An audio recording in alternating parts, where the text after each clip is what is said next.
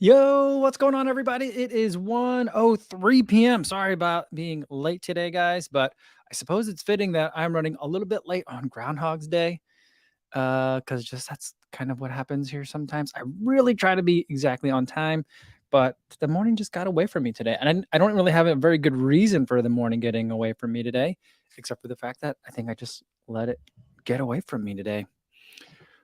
Ooh, yeah. I had a good run. Hopefully, you guys all had good runs out there today. Everyone listening in on the podcast, hopefully, you're having a good run out there right now. It started out beautiful, lots of snow. I was going to go for a nice, easy run today.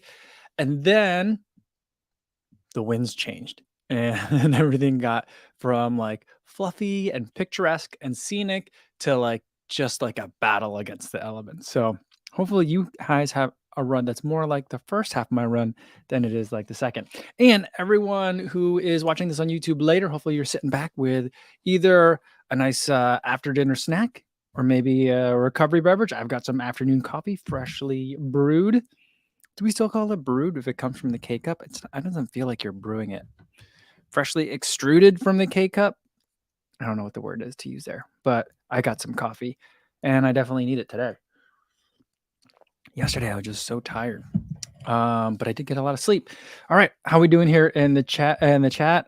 We've got first we got Angel Johnson saying hello, everyone. Leona says happy Lunar New Year, Mike. How happy Lunar New Year to you. He said, great episode on tent junk miles. I'm halfway through. Oh, thanks a lot. That was a long one. I felt like Scotty and I talked a lot about like kind of the legal scene for a little while. And we got very much into the weeds about that. So I got very like specific, I guess. But he's a lawyer and practices in the area. So like I think that's kind of why we got a little bit into it more than I typically do when I talk about it, either here, like myself on this channel or like another podcast. But I had a really good time. The room is a pretty cool space that he has where he does the podcasts. And it was just a very good experience. And hopefully I'll be doing some stuff with Scotty soon.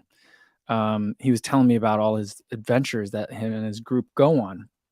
And I'm like, yeah, you guys are really just solidifying the idea in my head that ultra running is really more of an eating endeavor with a lot of running thrown in than it is a running endeavor with a lot of eating thrown in. You know what I mean?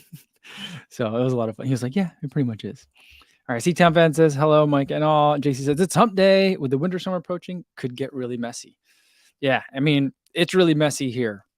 Yeah, the plows are trying to keep up. They're doing a pretty good job by now. It's like the middle of the day on the main roads, but some of the side streets are still pretty messy. All right. Davin Peterson says, hey, everyone. Congrats on the Clearwater half. Yeah, awesome. Thank you.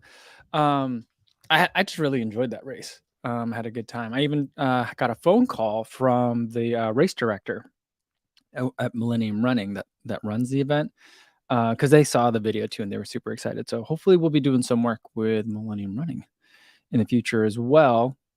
Maybe we'll turn that Clearwater half marathon into like a yearly event, you know? We'll see. Stevie76 says, yo, what's going on? Christian Schobinger is back, says, yo, what's going on?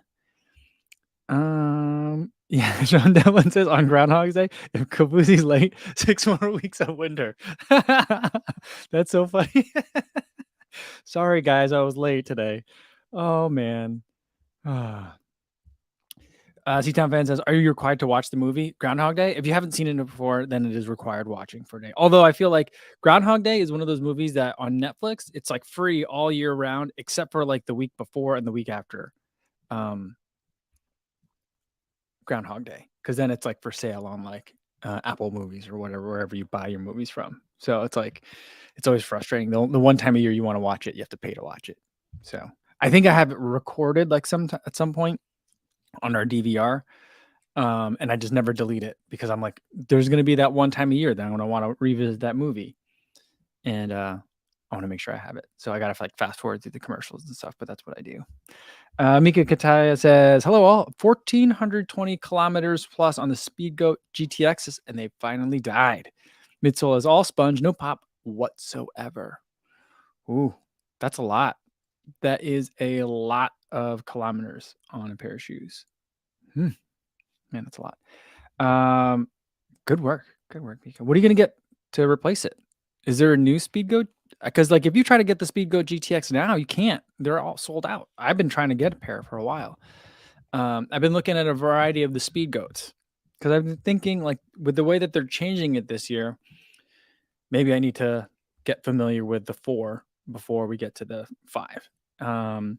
Plus, I'm like, I think there's still going to be a lot of winter and snow running left this year, so like I think I need some trail shoes. Not that trail shoes are only for good for running in snow, but that's how I tend to use them a lot.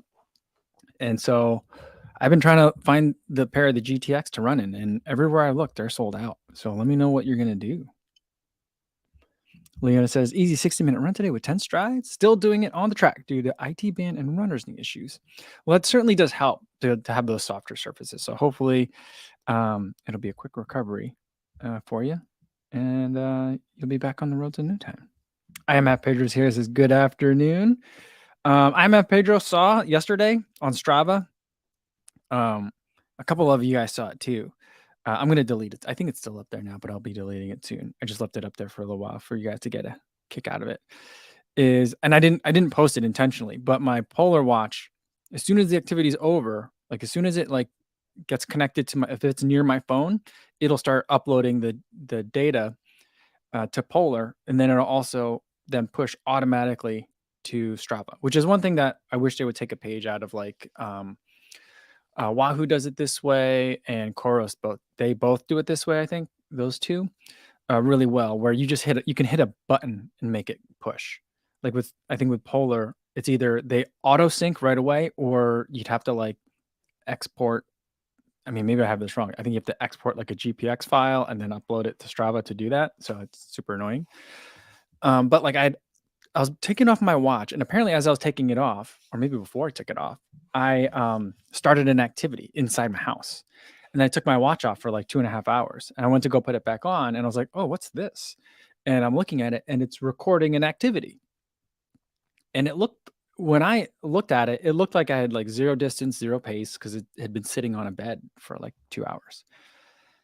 I ended the activity thinking, all right, well, I'll just wait for it. As soon as it uploads, I'll delete it. And then, because there's also no way to delete an activity from the watch, which I think makes sense. So there's no accidental deleting of stuff, but I just kind of wish it were there. It would make it a little bit easier for me. And then I fell asleep, or I forgot to do it before I went to bed. And then when I woke up, like a lot of people had commented on it because it looked like I had run like in a 2-block radius, just like all over the place, super jagged. Because I think the GPS was like trying to find a signal, and it was kind of like pinging off of stuff, like reflections from windows or whatever. But it made it look like I had run 6 miles. So it was really weird. Really, really weird. I'm like, I don't even like the watch literally didn't move. But I think because we're in a high rise and there's lots of other tall buildings, it just went crazy. So yeah, so that's the story with that, guys, in case you were wondering. Matthew Byers got says, yo, easy 6 miles before the rain, ice, and snow hits Columbus, Ohio metro area. Yeah. For real though, like here yesterday, it rained all day. Not all day. From the time I ran until like yesterday's run, like around noon, until about like it started snowing around 8 or 9 o'clock. So it rained first, and then it snowed a whole bunch. And so this morning, as I saw people digging out their cars, they were scraping hard, lots of ice. So playing some extra time for tomorrow. Dad Ronald says, yo, everyone from Hollywood land. And Alan Shrimpton says, good morning, all, with some good vibes. All right. Let's scroll down. Let me scroll down to the bottom to make sure I'm keeping up with you guys. CV76 that thinks that Buddy got the watch. That'd be funny though, right? Because I just think that the dog sleeps all the time.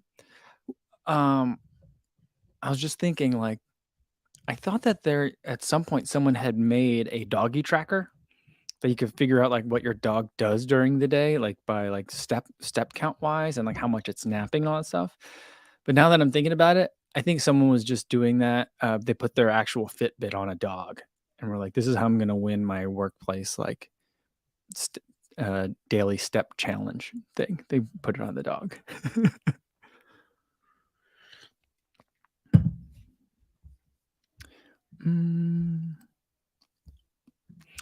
Daz Darren99 says, "Cool, we get the Speedgoat 5 for testing soon." I hope so. Here's the thing: sometimes with Hoka, I get things late, so like I still don't even have the Tecton X yet, and everyone else seems to have it already.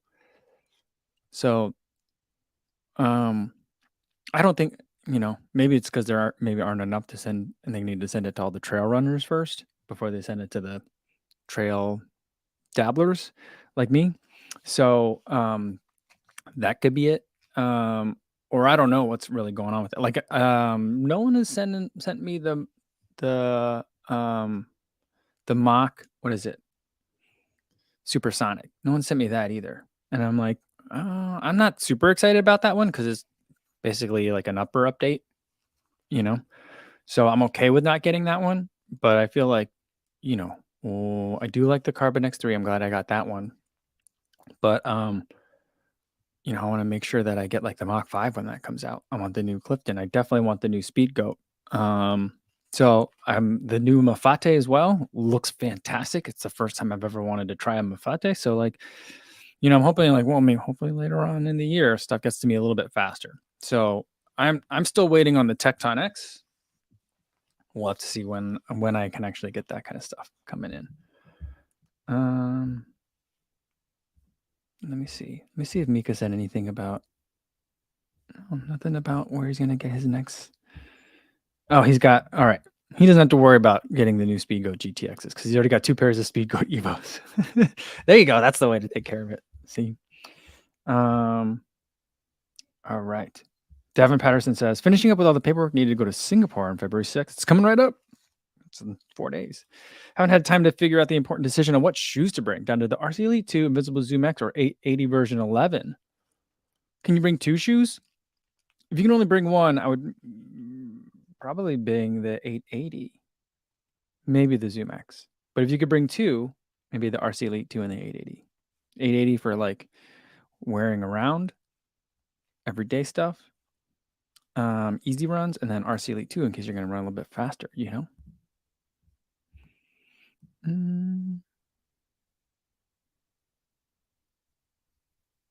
All right, so Adam says, here's what Adam does, and I think maybe I'll do this. He says, I have Polar. It does auto push to Strava. However, I have my Strava on private by default and only public manually after adding comments. My Bluetooth is off on my phone unless I need it. That's a good idea.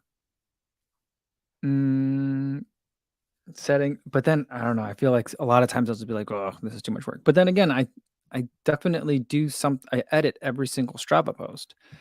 So maybe that's just something I have to do as part of my workflow. That makes sense. Danny Renwin says, hey, Cone friends, it's been a while since I made a live stream. Well, good to have you here. All right. And Matthew says, nice job pronouncing my last name. Rarely happening. That rarely happens. Really? Buyer? Is that what I said? What did I say the first time? Did I say it right the second time? That seems pretty straightforward to me. Maybe most people don't get that.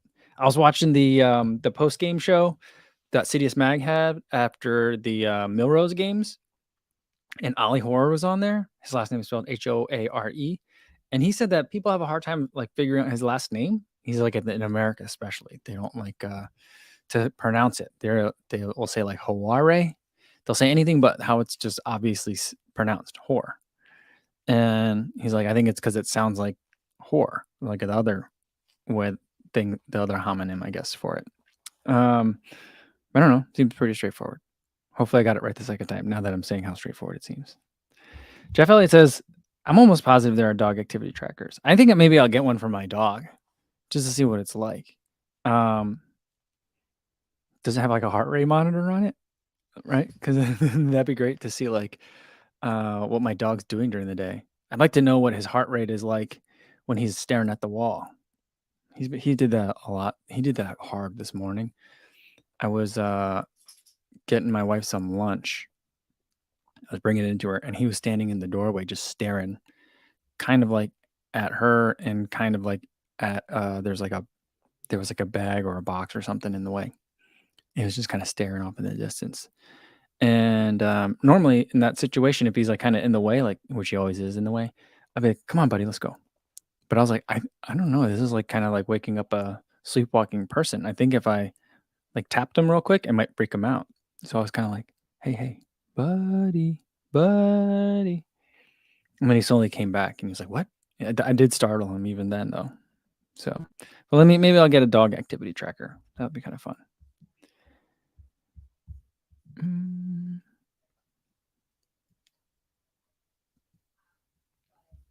All right, Cal White says, "Hi all. Does anyone know if the Garmin heart rate monitors are compatible with alternate watches? I was thinking of getting a Course Apex as my next watch, but will likely pick up the heart rate monitor before the watch. I'm not an expert. I've never had a Garmin heart rate monitor. Here's how I think it goes. I think for things like heart rate, it'll work fine. But there's other things that some of the heart rate monitors can do. I think one is a power meter, right? Am I wrong on that? I could have swore that there was one that's a power meter too. I'm not sure how it gets power from the chest, but I thought there was something like that. Maybe I'm wrong on it. So I would say, um, especially if your next watch is gonna be a Coros, I think you're gonna be fine because feel like Coros like can take all sorts of whatever the broadcasting signal is, whether it's Bluetooth or ANT plus, Coros has it. Although I think kind of all of them have them now these days, right? But that's my understanding. I think you should be able to, but I bet you if you go to Chorus's support or if there's anyone here that has that same setup, they could tell you. But I think you'd at least be able to get the heart rate.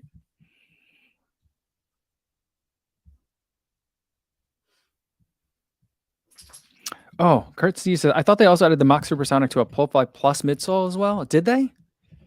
Oh, okay. Then now I want to try it.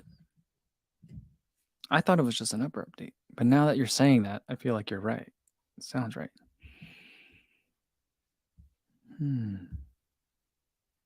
Good point, Kurt. Jason Dahl says, hi, everyone. Back in from shoveling the sidewalk for the second time today. Move out of a condo and buy a house, they said 1 time. Oh, yeah.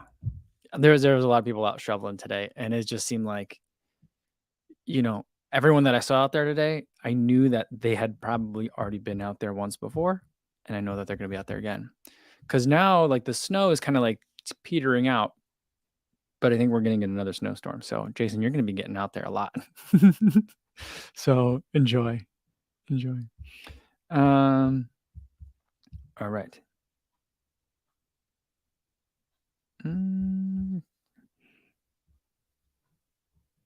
Jason Y says, Yoko, you mentioned yesterday that On shoes are starting to grow on you. Any rumors, thoughts about the On Cloud Monster yet? I've seen that On. I think if that's what the shoe that we're talking about, the same shoe, I've seen it. I saw it at TRE. I held it. It's no one at On wanted to talk to me. I feel like On was very much like, if you don't have an appointment, we're not going to bother talking to you. Although there was one person that was, I think it was me and I think Jamie and I were over at the booth and looking at the clothes. We were both like, these clothes are so good. And someone was just striking up a conversation. He's like, these look great, don't they? And we're like, they sure do. You guys make great clothes. And that was kind of about it. But anytime I got by the shoes, like it was like the whole booth emptied out. But we were there and we looked at the new Cloud, or the new On like super mega stack shoe. And it looks goofy. I'm not sure. I mean, if they send me a pair, I'll try it. But I mean, I would maybe be like, is there a non-cloud shoe that you guys make for running yet? So like I'm interested in that. I've been seeing some. I mean, I do like the On Cloud Stratus. It's starting to grow on me. I don't know if the On Cloud Monster is like the way I want to go. Because it felt, I mean, it's a bigger shoe and you don't care about weight as much with bigger shoes, which is what I said yesterday too about the Cloud Stratus. But that one felt heavy. It felt really heavy. And yeah, I don't know. I don't know about that one. Maybe I'll be wrong about it. But I just feel like the cloud tech isn't it for me. I don't know. So I've been watching this other guy on TikTok. His name is Jakey Cho. And he's big on TikTok. I think he's on Instagram now. I think he's growing very fast over on Instagram as well.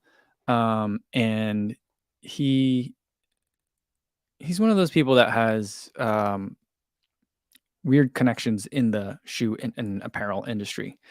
I think he used to own, or maybe still owns, like a boutique boutique shoe store in Brooklyn, I want to say. Anyway, he's been doing a lot of work with On. I think he's worked with On before in a different kind of professional capacity in marketing or something like that. But he's work with On now, and he's been putting out a lot of content about the Lunar New Year with On, which I'm like, that's a very strange, like, you got to connect the dots a little bit that way. But I'm like, okay, cool. They're, like trying to reach a different community, and I appreciate that. And they're using Jakey Cho, a guy I like, to do that. And he's been flashing these different On shoes, and I'm like, well, I don't think these are running shoes. Some of them he's had on are running shoes, but some of these are not. And he had one, I don't think it was the Federer, but he had one On shoe that was not cloud based. And I was like, that's the one. I want that one. I think it was either a casual shoe or maybe another tennis shoe, but I'm like, make that into a running shoe. That one looks great. And the fit on the Cloud Stratus I do really like, and the designs I like. So I'm like, just make me one that's not. Can we make it? I don't know if we need the speed board. I don't know. Does that make it no longer an On? I'm not sure. But like, I don't know. I have so many like mixed feelings about On. Yeah, I don't know. I really want that brand to do well, but it's just like I don't always love the shoes. It's kind of like I feel the same way about Enda, the Kenyan running shoe company. I love everything that they do, except I don't always love their shoes. They're not bad. They're just not they're not, I mean, the way that they're going and like that their approach, they're not going to be my favorites. I think the same thing is happening with On.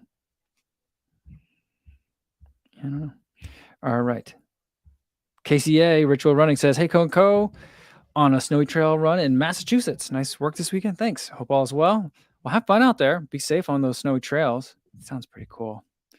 I do. I do like running in the snow. Today's snow though was like, I mean, if it wasn't windy, I would have been out there longer. I cut it real short because I was just like, these winds are impossible. I felt like I was getting sandblasted in my face. It was really hurtful. That makes it sound like I was emotionally damaged, but no, I like hurt my face. It was painful. Um, and I was running in snowdrifts. The snowdrifts were crazy. I mean, there's been worse before, I mean, but like as far as like trying to get a run in, the snowdrifts were pretty bad. But I was testing out some new waterproof socks today and a waterproof hat, which sounds really gross. But it actually worked out really good today. So I might get a couple more pairs of those. I'll tell you, I'll be making a video about it soon.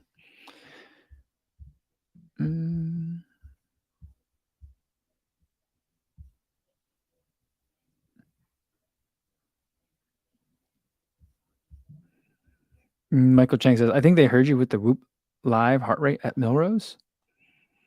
Are you talking to me about that one? What did I say about the Whoop live heart rate? Someone asked about that earlier, and I did watch. I didn't see Ollie Hoare's race with his Whoop on, but I did see Josette Norris. I saw her race. Oh, that was a good race, and her heart rate. And I thought it was. I don't know. Like, what is your heart rate like normally before a race? I don't know. I think mine's more like 110. Maybe I just don't get warmed up as much, or like I'm looking at it like as a marathoner, not as a miler. Maybe a miler, when the miler is appropriately warmed up, their heart rate should be more like 130. That's where hers was. And then she topped out at like 187. And I'm like, well, to be young again. Like, I don't have heart rate that high anymore. But like, I mean, hers though, like it took a couple of laps. It took probably about half the race for hers topped 165 or 170. And I was like, wow, that's really controlled. Like if I were trying to run a mile effort, I feel like my heart rate would go from like 110 to like bing right at like 175 and then slowly creep up until it stopped. Not stopped, but crashed. You know what I mean? So yeah. That was interesting to see it. And I'm like, man, how is she getting such an accurate, or is that an accurate heart rating? How is she getting an accurate heart rate rating when she's running like I can't when she's running that like hard, and I mean and fast too. But like I don't know, I don't get good wrist readings ever, so it's just like it must be nice when other people can do that.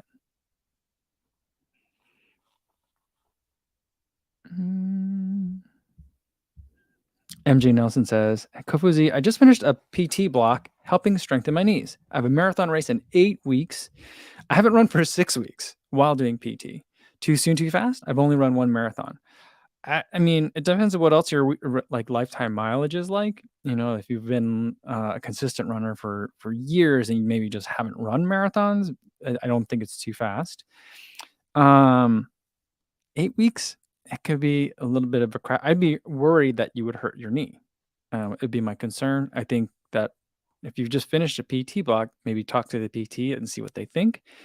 But ultimately, I think it'll also come down to like what your expectations are. If you're expecting that you're going to go out there and like run a PR, I'm not sure if you haven't run for 6 weeks and you're 8 weeks out. That puts you behind the eight ball pretty hard. It might be a lot of run walking and then you can get through it. But my main thing is I'd be worried that like if you're just in PT for 6 weeks to strengthen your knee, quickly ramping up to marathon distance might undo the 6 weeks, and then it might put you even further in the hole. So that'd be my concern. Manage your expectations in terms of what you think you can get out of it. But if it's like an important race, maybe you're running with some friends, it's a travel race, you can probably do it. Just really be careful in terms of how you're getting to that point, both during the race and and in the weeks leading up to it. But also like talk to your physical therapist as well. All right, let me scroll down and catch up to you guys. Oh, I'm way far behind. I've been rambling. Jeff Elliott says about the HR tracking at the Whoop Wanamaker Mile at the Melrose Games. Says the HR tracking was cool, but I wish I had done it for the whole race instead of just here and there. I wanted to see it change as the race went on, not just get snapshots. I agree. I feel like that should be just on all the time. I mean, I saw like a YouTube replay of it. So like, I didn't, I think I saw it was the whole race. But like I didn't watch it like on TV. But I know like on Comcast, for example, they have like X-ray or something. I forget what it's called. Where it's like as you're watching a movie, like if you turn on X-ray mode, like different like factoids will pop up, kind of like what was that? VH1. They had all those bubbles that would always pop up over videos, that thing. So have something like that. Like I feel like there should be a way that you can like toggle things on and off. I feel like to make things more interesting. Like if you want more data, if you want screen junk on the screen, like I love screen junk, let me see it all, right? Let me see like everyone's positions as the race goes back and forth, like their lap by lap splits. Like I want all that data and the race. The screen's big enough. We got enough room. But some people don't, but I think that they should. I wish there was a way they could do it. Yeah.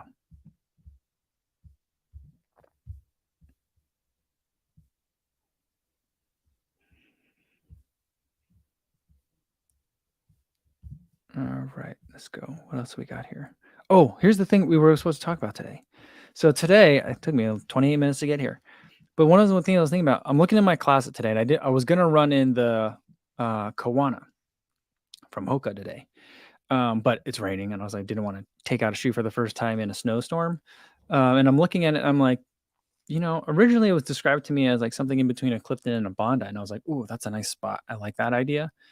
And then like I'm reading more about it, and then it's more like the kind of like beginner runner gym. Maybe they do some cardio, maybe they do some like group fitness classes, and maybe they do a little bit of running, or you just want to wear it around casually kind of shoe. And then I was like, oh, that's a little bit less interesting to me now. But I also reviewed the Kinsey Blast from Asics, and it was explained kind of the same way. And I'm like, this is just an interesting running shoe too. It's not the best running shoe. I feel like there's way too much gel for it to be a really great running shoe. But they also were going for like a look, and maybe they need that for extra stability for in case you are using it for the gym. And I'm like, I know I'm not the target audience for that, but I'm trying to think of like if I were getting into running, like I don't think that's the shoe that I would get. I'd be like, oh, that's the beginner running shoe. I don't want the beginner running shoe. I don't want anyone to think that I'm a beginner. Yeah, I don't know. Maybe it's just me and my ego getting in the way of it, though. What do you guys think about that? Like, who's buying that shoe? Are they? I don't think they're actually running in it then. I think they might be, I mean, maybe some treadmill miles, like maybe they're like do like a mile or two on the treadmill before they do their gym workout. I'm not sure how, like, I mean, maybe I need to talk to someone at Hoka or talk to someone at Asics about like how are people really supposed to use a shoe. But I feel like, if I talk to someone at like the brand, they'd be like, people can use it however they want. That's the beauty of the shoe. It's really versatile. They can use it for, um, all sorts of kind of fitness. It reminds me of like, what's that Polar watch? The Unite. It has GPS on it, but it's mainly like more for people that are doing like yoga and Orange Theory and other group fitness. Not that any of those things are bad. I love all those things, but and then getting in like a 3 mile run on the weekend, which is also really cool. But um, I don't know, like if that's who they're trying to. Are there a lot of people? I mean, maybe that's probably most of the people that are out there, right?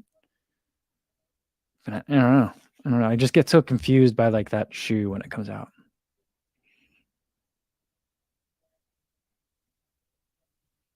Mm.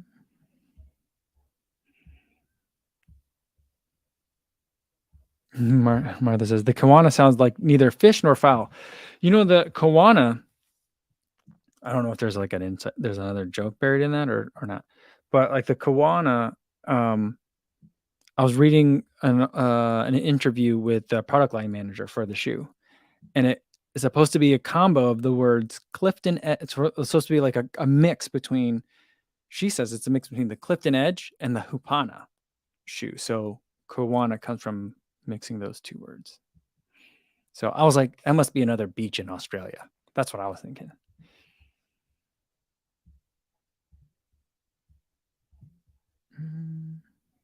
All right, let's see what do we got here. I'm Half Page wants to know why choose the speed over the RC. Oh, why choose the speed over the RC Elite for your half marathon this weekend? I went with the Endorphin Pro. So I went the Endorphin Pro 2. It's probably my favorite half marathon shoe. Well, is it? I would say it's probably my favorite way to use the Endorphin Pro 2 is for the half marathon. That's what I think it's ideally suited for. Because I feel like at the half marathon efforts, or like when I do my threshold workouts, I feel like I'm loading the carbon properly. I feel like I'm hitting that foam the right way and I'm getting everything that I'm supposed to get out of the shoe. So that's why I picked that one. The RC Elite, I feel like for me is a little bit more geared towards marathoning. The foam is a lot softer. The carbon is a little bit less rigid. So I feel like you can get what you need to get out of it at those easier paces. And while I've used the RC Elite 2 for workouts, um, and it works great. It's not a bad choice. But the main reason is that like I think that RC Elite 2 is more geared towards full marathons than it is half marathons. The other secondary reason being I already raced in the RC Elite 2 for CIM, so spread it around. We'll go with the Endorphin Speed 2 for the half, and I don't know when else I'd probably want to race in the Endorphin Pro 2. So that was the thinking there. All right. Let's see. Martha says, on the other hand, there are versatile budget running shoes like the Brooks Revel that advanced runners find enjoyable for a variety of run types. I did. Yeah, I know you're big on the Revel. I need to try it at some point. I think this is going to be the year. I mean, I said that this year too, or last year. But that shoe does look good. And so, yeah, I'm just like, I don't know. I think that if I were trying to think back, like when I think back to like when I got back into running, like 2015, 2016, maybe it was 2017. I think it was 2016. I went from like no running to like give me a Pegasus. But then I guess I wasn't also doing gym. I wasn't doing cross training, and I had separate shoes for casual wear. So like, I don't know. Maybe it reaches a younger demographic, and that's why it just like goes over my head. I don't know. I think that's where it is. All right. Adam wants to know, repeat. Are you going to the indoor meet in a couple of weeks? Cole and Cooper going after Legat's U.S. indoor mile record. Someone mentioned that to me. Was it you, Adam, on Twitter as well? Mentioned that to me. And I got to figure out where that is. Says I'm going to see if I could either get media credentials to get closer on the field or figure out where that's going to be at. I don't even know where it's at. So I got to figure. I got to look into that. I got to write that down. I put that on my thing of things I need to write down from. Where did I write that? All right, I'm trying to think. Oh, here we go. Here's my list of things. I was right though, wasn't I, about Cooper Tier beating Cole Hocker in the 3000? I did not know that Jordy Beamish would come in and swoop that victory out, but yeah. So I had that right. I think a lot of my predictions were pretty good for the Milrose games. I feel like I did a pretty decent job. I think I called Ellie Perrier St. Pierre winning. And then I had Cooper Tier winning the 3K, which he didn't, but he did beat Cole Hocker. And then I was wrong on the 60 meters. I thought Trayvon Bermel was going to win. And I didn't think Gallon was going to do all that good. I mean, Coleman was going to do that good. So, and he ended up when he had a pretty good day. Let's see. Let's see what else is up. What else was out there? I don't remember. Shannon's here. What's going on? Shannon says, we have frozen rain with snow on top of it. And after an easy 15-mile run on similar surfaces recently, my ankle was swollen. So treadmill workout today. Hate that watch and the treadmill don't match. Different by a full mile. That's a long way. That is a very big difference. Which one do you go with if the watch and the treadmill don't match? I usually go with the watch because I have the Stride foot pod on mine. And I'm like, I'll trust what the foot pod says.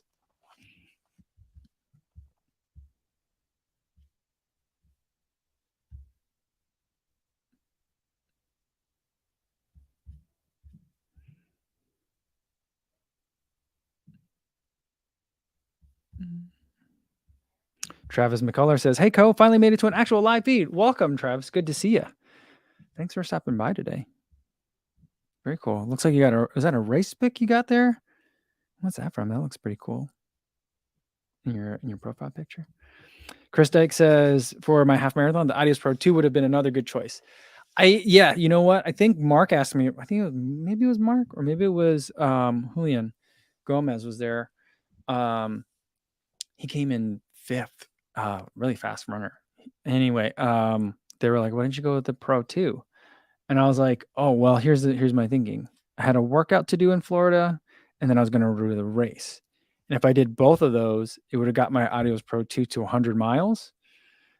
And then I didn't want to end on 100 miles for that shoe with a race. So I was like, I have to wait. So I'll have to figure out, I'll get a couple more workouts in the Adios Pro 2. But the other thing was I didn't want to get to 100 miles in the Adios Pro 2 last weekend because I did just get the Takumi-sen. They arrived. It's snowing out right now. So and it's going to be snowing for the next couple of days, I think. So I don't know when I'll be able to take those out for a spin, but I did get those. So I think I want to have all those shoes a little bit fresher. So I don't know that I'll necessarily do a head-to-head video, but I just wanted to make sure I still had them around.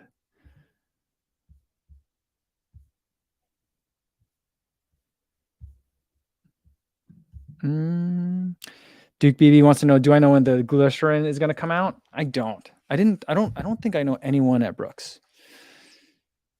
Yeah, I don't think I've ever interacted with anyone at Brooks. So I wouldn't know who to ask about that either.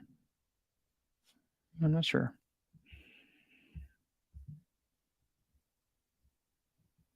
Travis says, I was thinking of trying the Endorphin Pro 2s. Been doing my last long runs in the Endorphin Speed and love them. Yeah, I mean, I also love the Endorphin Speed. It is a fantastic shoe. The Endorphin Pro, everything about it is just much stiffer and more rigid. The carbon is much more rigid than the plate that's in the shank that's in the Speed 2. And then the foam, I feel like the foam is different. I don't think it's just the way that the foam is behaving around the more rigid plate. I think there's something different in the Power Run PB in that shoe as well. Maybe it's all in my head. But I think it is too. But it all makes for a much more speed oriented product.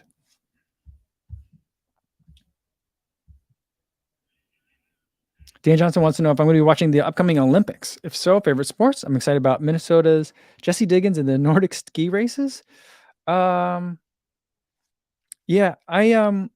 I will be watching the Olympics. I'm conflicted over it. But I probably will watch some of the Olympics. My favorite sports to watch in the Olympics are short track skating. I really enjoy that one. I don't know which one it is, but the one where they have like 6 people at a time. That race is just so frenetic. It's so crazy. So I really like that one. I also like the ski jump, the one where they just like fly in the air really high. And then I love all like the luge, bobsled. Um, what's the other one where they go face first down on the sled? Um, I don't know. I want to call it Skull Crusher, but that's not it. But it sounds something like that. Those are the events that I enjoy watching. The figure skating, I'm not so big on. Some of the X sports are kind of like fun, like the half pipe and all that kind of stuff. But I just like can watch giant slalom like all day long. I wish I could get a better feed of like the biathlon.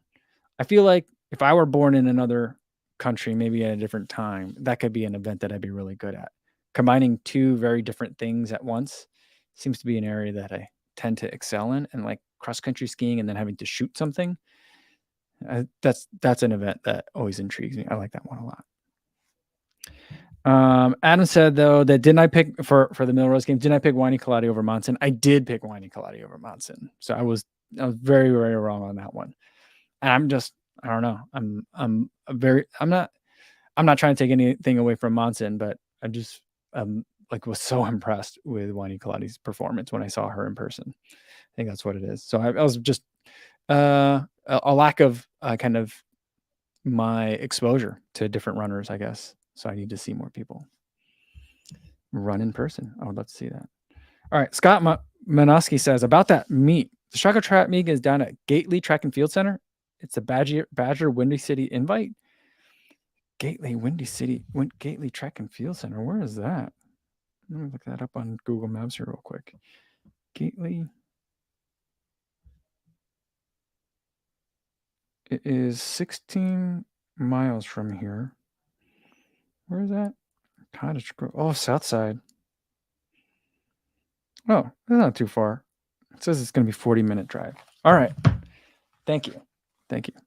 I am going to try and check that out. I want to go see that. I mean, even if they don't get the record, I think anytime that those two are going to be in a race, it's going to be a race worth watching. I mean, they're both really great runners, and they're fun to watch run together. So I don't know. There's just something about it. They're like a nice odd couple, you know. There's something intriguing about it. So hopefully I can check that out. And his Dunbars here says, Kai Kofuzi and everybody, just in from a run with Pip. I'm recording it on the Phoenix 7. Oh, nice. How do you like it? I was just thinking about that today. And I maybe I should check again to see if I can get the color that I wanted. So I do want to get that one. And yeah. But then I'm like, well, should I get the Epics?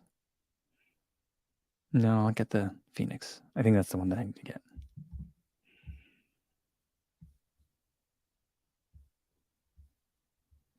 Running in pizzas at their Milrose games. It was nice to see Nick Willis get a sub-4 mile at Milrose. It sure was. I think he's like really relieved because where was he talking about it?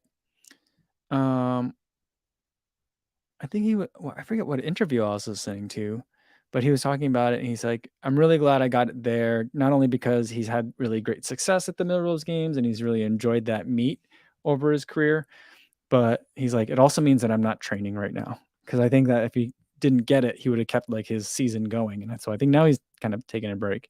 I don't know if he's hanging him up now that he hit the 20. But I think that he's taking a little bit of a rest before whatever else he's going to do next. Did you guys see the Very Nice Track Club video about it? It was pretty fun. It was a good video. I recommend that one.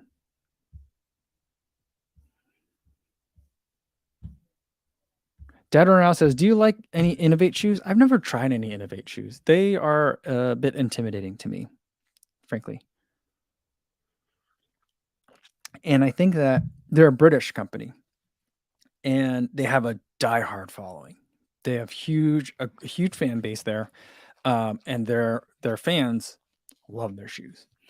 And I am certain that I cannot find a place around me that would require an Innovate shoe or that could properly push it to its limit, or not necessarily even its limit, to what its intended use is. And so I would run in it and be like, this is a little bit firm. And they would, and then, or I might say like, I don't like this and that about it. And I'm positive, and they'd be right in the comments that people would say, well, you don't like it because you don't ever run in conditions that the shoe is made for. And so that's the main reason I'm a little bit scared of Innovate shoes. I also kind of feel that way about Solomon shoes a lot of the time. I think they're changing that a little bit with shoes like the Ultra Glide, and I'm very excited for what they have in 2022. But I feel like a lot of Solomon shoes are that way too.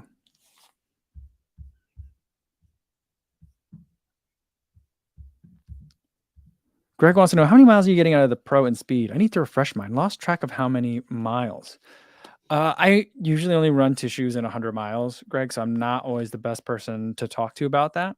But the Power Run PB foam is a very durable foam. It retains its properties for a long time.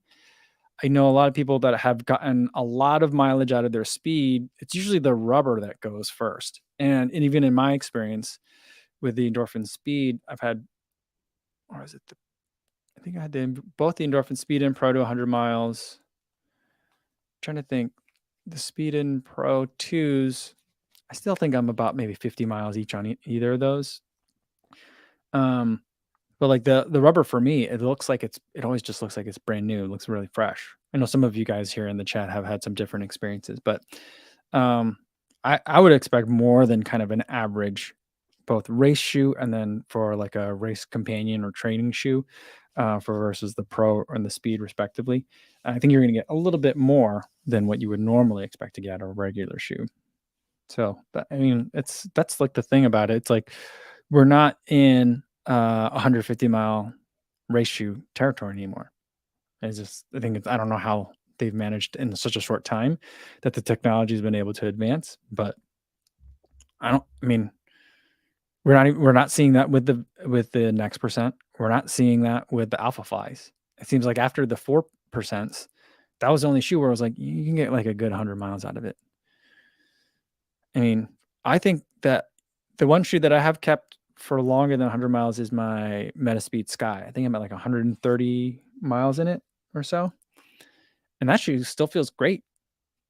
So I don't know how much longer I'll run in it. I think I might try to get the new color soon. But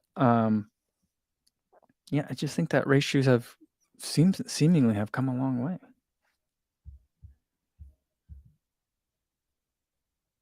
Edgar Smith says, "Am I announcing the Treader in the week today?" That's one of the things that I wanted to do before I got to the live stream. Just ran out of time. So I was like looking at my emails just to make sure I had the people that had requested it earliest go next.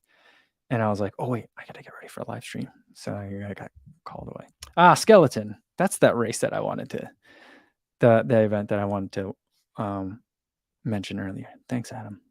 The word escaped me. So I called it Skull Crusher. I don't think that's wrong. I think both are apt descriptions of that sport.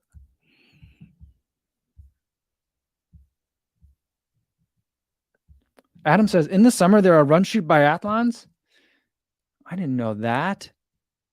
That sounds like a lot of fun. Now, I would just have to, I've never shot a gun before though. But I don't feel like those guns are like real, like gun guns. Like you're not going to go hunting with those guns, right? Because they're designed for accuracy and smoothness rather than like being able to hunt something, right? That's the sense I get from those. They don't have a lot of recoil. But yeah, I don't know. That seems like running with like gun in the woods. Would I be good at that? I don't know. Maybe I'd be good at that. I don't know. I have terrible vision. So maybe I wouldn't. I don't know. I have to be patient enough for target shooting. But that sounds interesting. I do like that idea. IMF Adrian says, question, I'll have a 30K in September. He already has a 1080 and the Rebel 2. Do you think I should get the RC Elite? My speed is about 513 per kilometer for a half. Yeah, I think that the RC Elite would be a good addition to that. The Rebel 2 also, I think, is a pretty good half marathon shoe. It's lightweight. It's lower to the ground. I like it for speed. But I think depending on how you feel about it, I would think that like race effort in the Rebel 2 for a half marathon, it might start feeling like it's bottoming out. I think that's how I would feel about it. I usually take it for runs that are a little bit shorter than that and that have speed in it. So like maybe an easy run that's about 10K. That's where I think it's good for the Rebel 2. That's how I would use it. And then if it's a workout, I could do my mile repeats workout in it. That usually ends up being anywhere between 8 and 10 miles. And then I wouldn't want to take it for like a 15-mile easy run. I just think that there's not enough cushion for me. So I would really, I think that the Rebel 2 and the RC Elite 2, pairing those two together, I think would make a really nice pairing for you.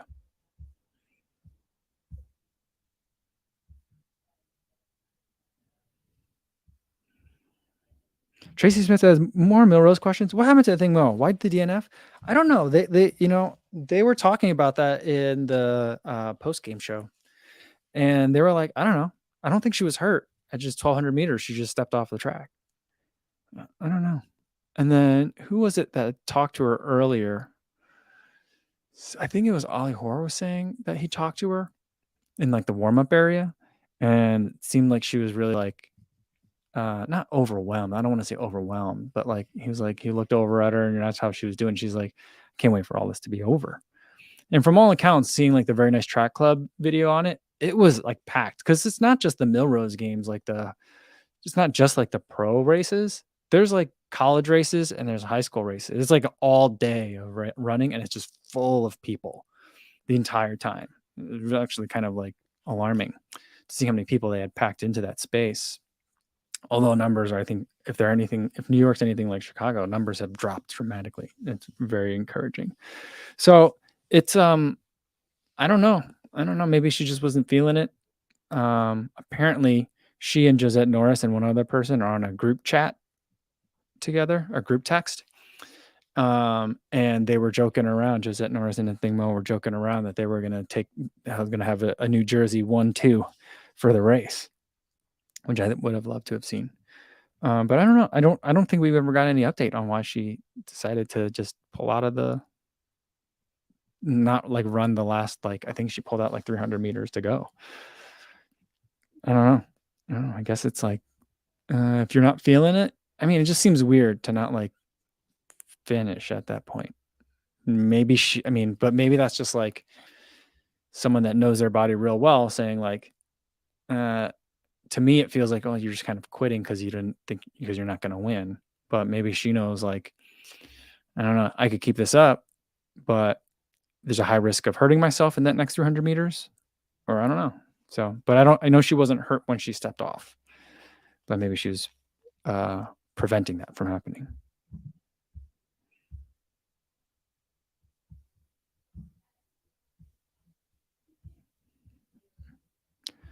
All right. And it says, so far, the Phoenix 7 is a big step up from my 5 Plus. So the upgrades worked. And he was joking last week that he was going to tell his wife that his Phoenix 5 got a really nice software update. And he says the recovery metrics are the biggest difference. Ooh, that's intriguing. Is it anything different? Because I think the last Garmin I tested was the 245. I want to say, and like the body battery. I'm not a huge fan of the body battery, but maybe there's been some improvements to that. Interesting. And it says, I have a pair of Innovates and I don't really like them. They feel quite dead to me. See, I feel like that's what I would say. That would be my exact review. Like, I don't know. They feel really firm. It doesn't feel like there's enough cushion in it. Too stiff. But now I could say like, well, I'm not the only one. I'd be like, do you guys know Innis? Innis said the same thing. And maybe that would get me more credibility that way. I'll piggyback off of you, Innis. Adam says, Innovate's big in CrossFit. I found them a bit too firm for trail running. They're big in CrossFit? Really? CrossFit is such a strange sport, right? Do any of you guys do CrossFit? I feel like CrossFit latches onto things, and it's like its own. I mean, I guess like triathlons like that too, where they have like their products that they like the shoes that triathletes like for running. I think these days it's a little bit more similar than what people that are running or racing the same distances might think. But like, um, for example, like the Noosa Tri. Not that it's a bad shoe, but it's like only triathletes like that shoe. Or I mean, it's a shoe geared towards triathletes, so that's part of the reason for it. But I don't know. But I also think that like CrossFitters, always it's like it's their own little subculture. So yeah, interesting. Frank says the Innovate Terra Claws are too hard on my feet. The Terra Ultra is a decent shoe. All right. I think before I get to Innovate, I'll probably need to try some Topos first. That's probably be the more reasonable progression. Not that it's a progression, but in terms of brands that I haven't tried any shoes from yet, I'll probably get to Topo first, then Innovate. Not that I have to do it in order or any kind of one at a time, but that's probably like the way that it'll shake out. Rob Van Smalen wants to know, hey, Mike, are you still running in the Bondi X? Any long-term reviews in the work? I just ran in them, I want to say last week, but maybe it was 2 weeks ago. Yeah, there will be a long-term review just to show, like, talk about how it kind of like holds up. But right now, the way I think about the Bondi X is like, don't think about it as an X. Just think about it as another Bondi. Then the shoe makes a little bit more sense. The price doesn't make sense, but I think that's ultimately where I'm going to end up on that shoe, is that the price still is a bit goofy. Like I think you're paying a lot for the X in there, but I do feel like I like it a lot more than I like the Bondi 7. So that's kind of, and like when I compare them just straight up as not like a plated max cushion racer, just has a max cushion shoe, forget about what's in it. Think about what it feels like. It just feels like a max cushion shoe, and it works really well to me as a max cushion shoe. So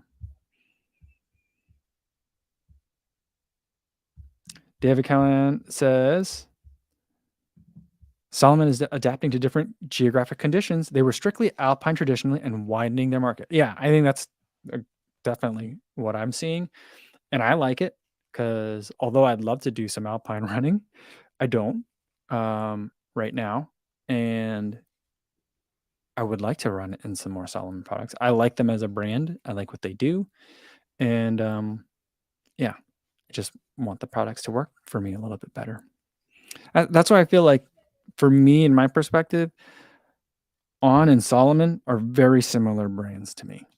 I think they've started at different places, but they're getting kind of like eventually reaching like a more of a mainstream market and finding ways to do that while still bringing the things about themselves individually that I think make a lot of sense.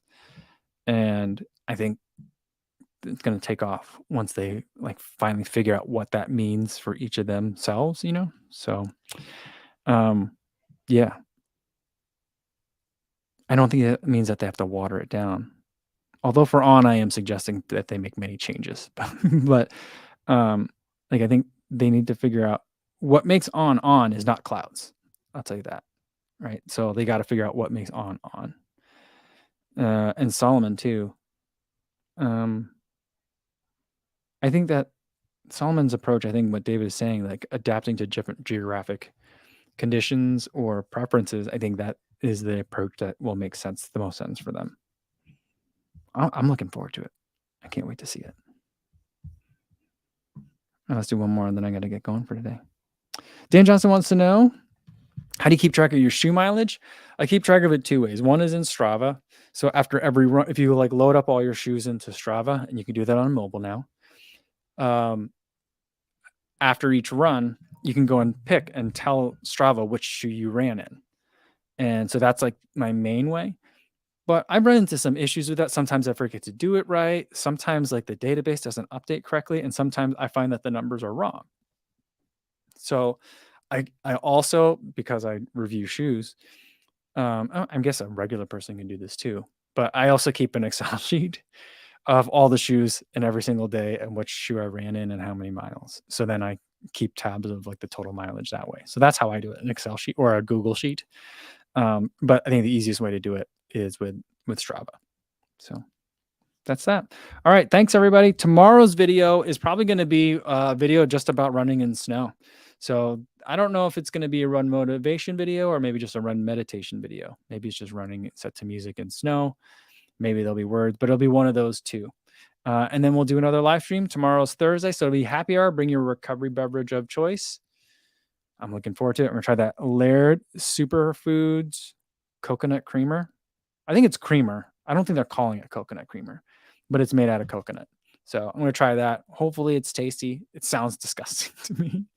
I don't know why, but I think it's going to, either way, I think it'll be interesting. So tune back in tomorrow for that. Until I see you again, guys, be safe out there, everybody. Thanks.